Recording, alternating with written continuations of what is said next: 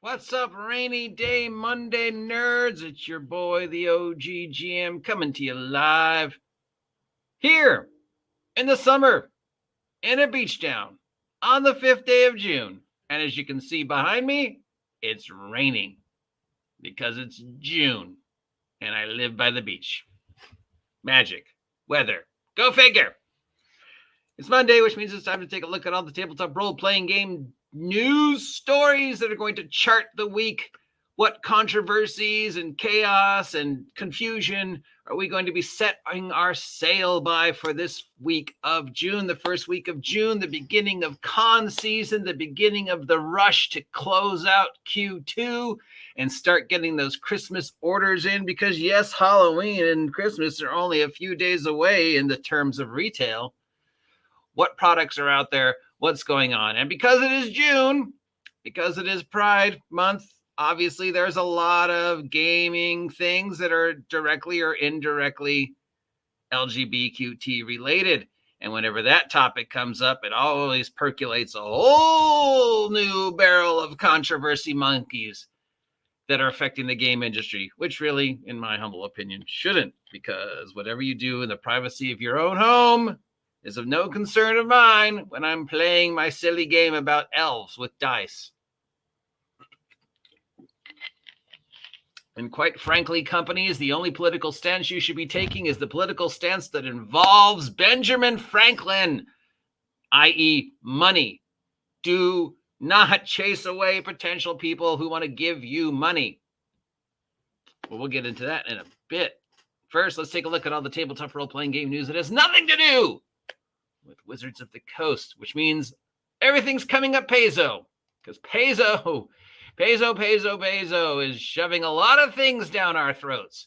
Paizo Con has come and gone. We have a look at the brand new forthcoming RPG 2nd edition remastered core Pathfinder Infinity XXL Electro Boogaloo Revenge of the Sith. Or whatever they're calling it. Anyways, it is a remaster, revised, recalculated, reconstituted, regurgitated version of Pathfinder 2nd Edition in an attempt to scrub any connection between Pathfinder and the OGL/5th edition. They're calling it Pathfinder 2nd Edition Remastered Core or something. Now, is this a brand new edition or is it just a remaster of what's already there? And if they're just trying to, make it so that Pathfinder now falls under the auspices of the ORC as before, where it was loosely connected to the OGL because it used D&D stats.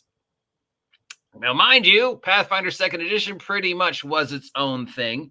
Really wasn't anywhere close to 5e or 3.5 or other than it used a lot of the same words like strength. But they've decided to release a brand new thing and a whole new adventure path to go with the brand new thing. Is it a new version of the game? Do I have to remake my character and start all over? Yes. Is it a new version of the game? No, because it's just new stuff that they're just changing. Well, if they're changing, why don't they have to pay for it? Why don't you just make it a PDF for like $10? Just make it an errata. If all you're doing is changing some rulings and some wordings and some stuff like that, then, I don't need to buy 2 new $50 books, do I? Well, to add to the confusion about whether this is or is not a new edition of Pathfinder 2nd Edition Remastered Core 2, they're removing Drow.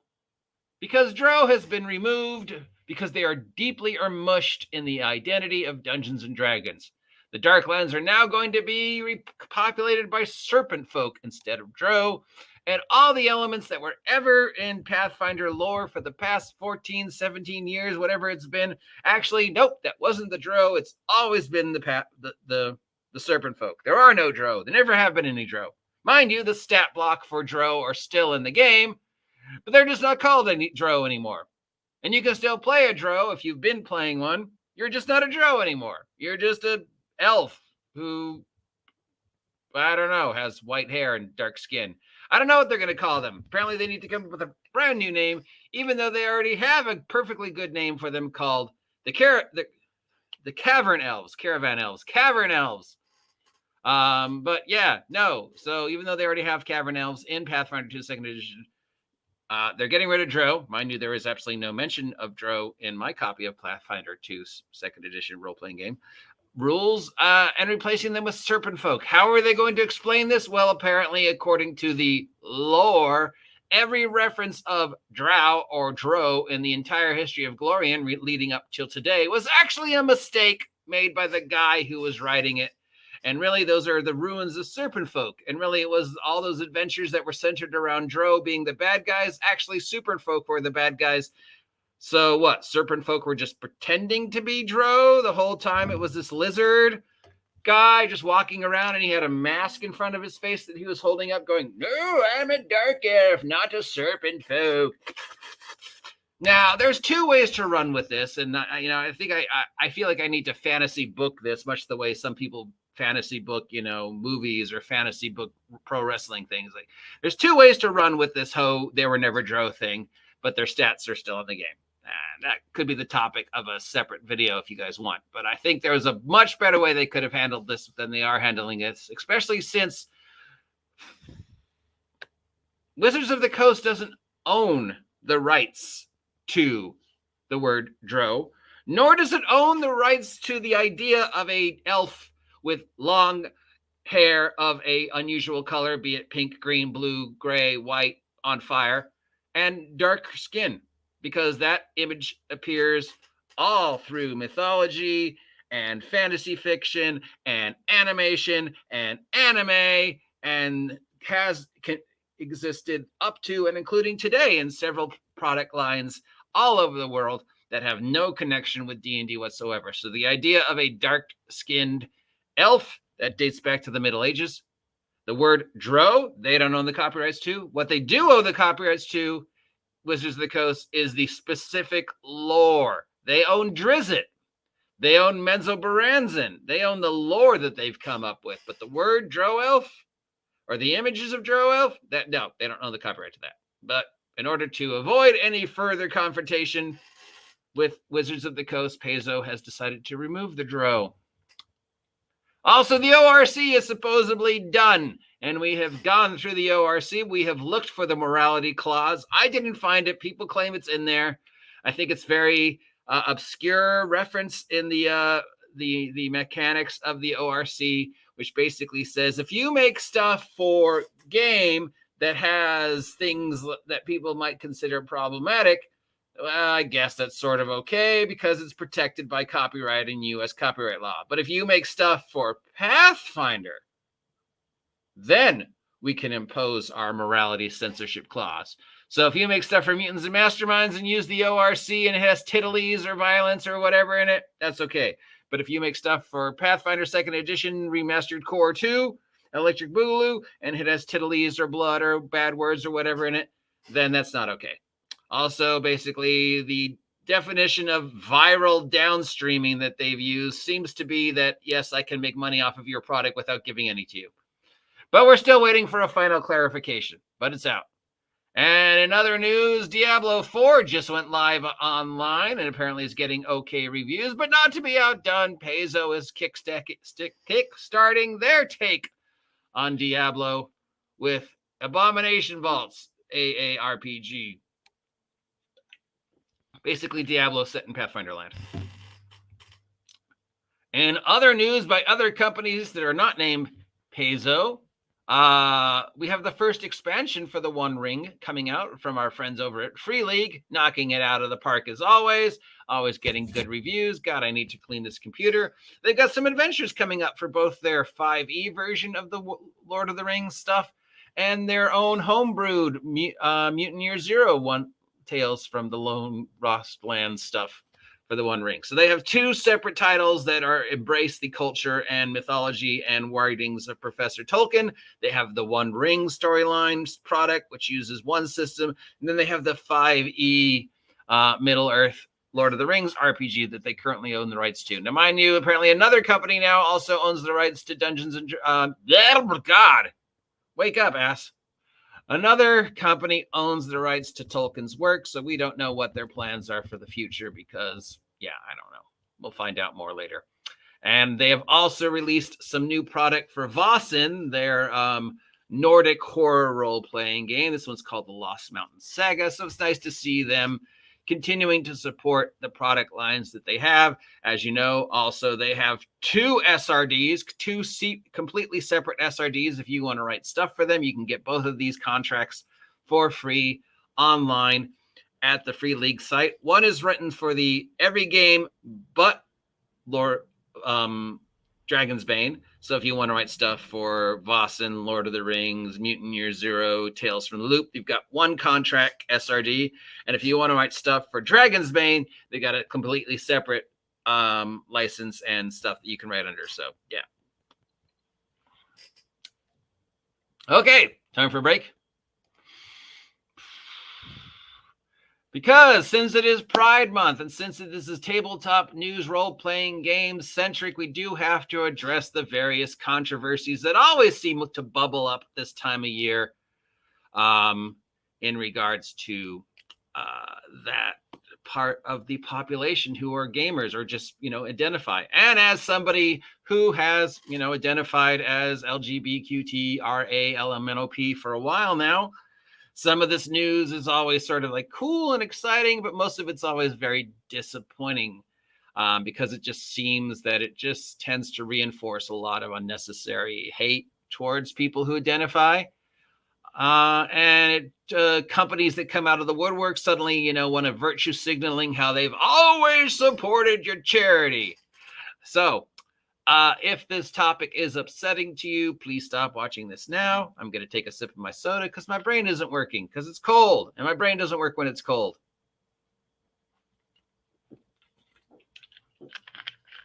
I'm drinking soda because I'm out of coffee, and I haven't gone to the store yet. So trigger warning, LGBTQT. 1. Wizards of the Coast has opened up a LGBTQT Pride sale site for all their product. So it's a month-long sale for all their stuff, Magic the Gathering stuff, anything that Wizards of the Coast can claim is inclusive and supports Pride. Wizards of the Coast, a company who has been repeatedly, and Hasbro, a company who has been repeatedly investigated and sued for harassment and discrimination and homophobia. The inclusive company that regularly tells people there's, white men can't get out of the hobby fast enough. Yeah.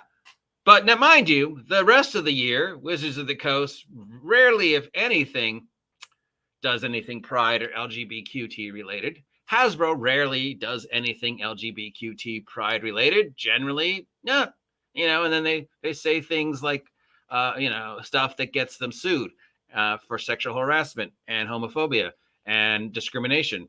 But once a month, they open up the thing. Then we've got this guy. Oh yeah, this guy. We got the Delta Green guys who have come out of nowhere to jump on the I support LGBTQT rights bandwagon with this. Dear Troglodyte, who has a problem with our stance on LGBTQT. We don't want your money. You won't be missed. You bring nothing to the table. Your beliefs are bad and you should feel bad. Kindly fuck off into the sun.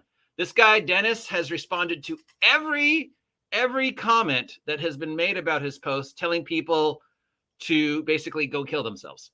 Kill yourself if you don't agree with me. I don't want your money. Kill yourself. You can just look at it right here.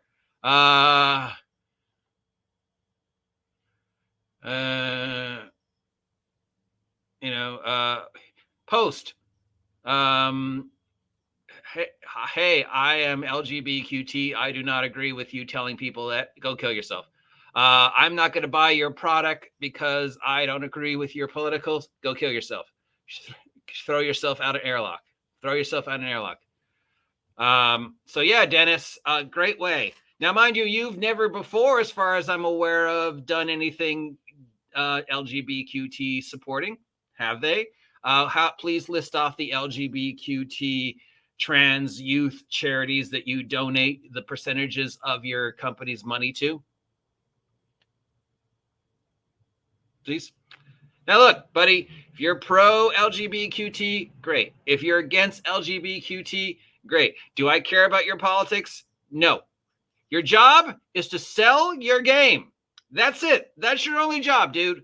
The only politics you should have in regards to Delta Green, a game that has not been relevant for years, a game idea that has been done better by other companies, is I want Delta Green to make money. I want Delta Green to be in the forefront of the industry, of the niche that Delta Green fills. That is my only politics. The OGGM has a lot of politics. Some of them you might agree with, some of them you might not agree with. But you know what? When it comes to my product, no, my only job with my product and my only politics regarding my product, whether it's the product I made with WRETCHED or the product I made on my own, or if tomorrow I start working with somebody else, the only political stance I have is I'm in it to make money. And what I think when I'm not online is none of your concern, okay, when it comes to my product.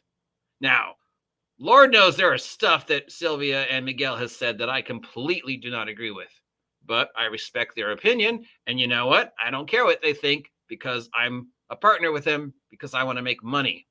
That's it. That's my politics, money. So Dennis, your only politics should be money. And to tell people I don't want your money, that's dumb.